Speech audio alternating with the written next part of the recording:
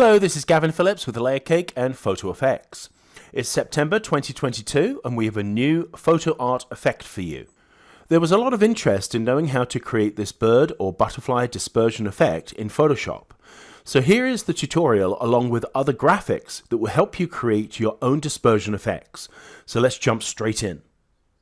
Now you receive 4 layered PSD files, including this one, which will help you reference the different layers I create when creating this effect.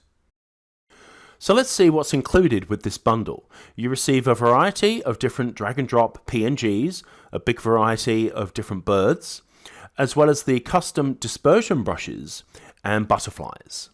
So you receive everything I used to create this effect, as well as an in-depth movie tutorial created by me showing you exactly how to create this effect. And as I mentioned, you receive the 4 layered PSD files as well.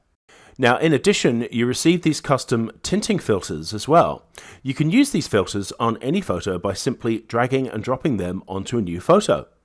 Then you can click through the different filters to see which one works best.